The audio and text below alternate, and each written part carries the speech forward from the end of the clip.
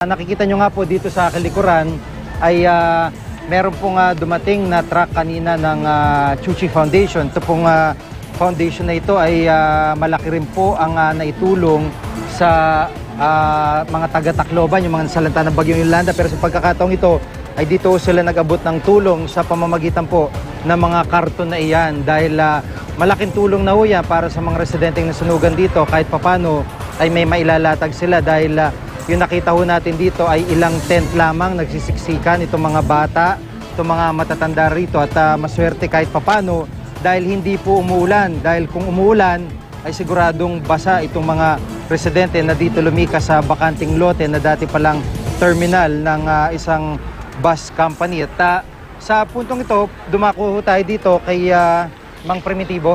Kay Mang Primitibo Garcia, isa po siya sa mga nasunugan. Yun bang mga sugat nyo dahil dito sa sunog? Paano po nangyari? Kasi ngayon, tulog ako nung makakapang ako ng tulog. May gising ko sa init. Yun pala, nasusulog na yung bubong sa taas. Second floor yun eh. Yung alam ko anong gagawin ko. Nalabas ako sa pintan sa balabad. Puro apoy din. Yung ginawa ko, dun sa kami sapa, dun ako lumabat. Ay pag kandahulong nga ako, dati nagasgas sa padil sa mga bukbit karap. Buti po nakaligtas po kayo. Oo, wala nang kung lalapasan. Dahil kung lalabas ako sa dati pintan palabas, ang wala na, ang laki na ng apoy.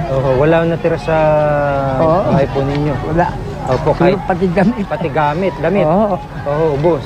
Ubos lahat. Pero kumusta yung buong pamilya po ninyo? Buong pamilya po ninyo, kumusta po? Okay naman. Nakaligtas? Yung apo ko, yung anak ko. Isang anak ko nandito na babae, panganay. Opo. Ay, may anak ng isa, yung apo ko din. Ayun, buti nga, nakalabas din sila. Sunog sila. At kanya-kanya kaming ano na eh. Saan ho kayo nakapwesto dito sa bus terminal? Doon sa isang tento sa unahan? Yung guardhouse. Yung guardhouse. Kayo po, si Aling Lydia, ano po? Kumusta ho kayo dito sa evacuation center? Okay naman, sir.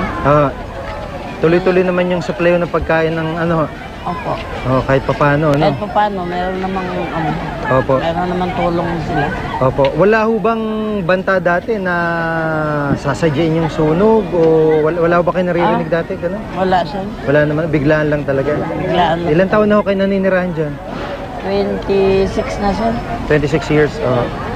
Sige po, Aling Lydia, at ingat po kayo dito sa lugar din. Ano po, si Aling Lydia at Mang Primitibo, dalawa po sa mga nakaligtas dito po sa malaking sunog, partikular po dito sa Barangay 120 dito sa Caloocan.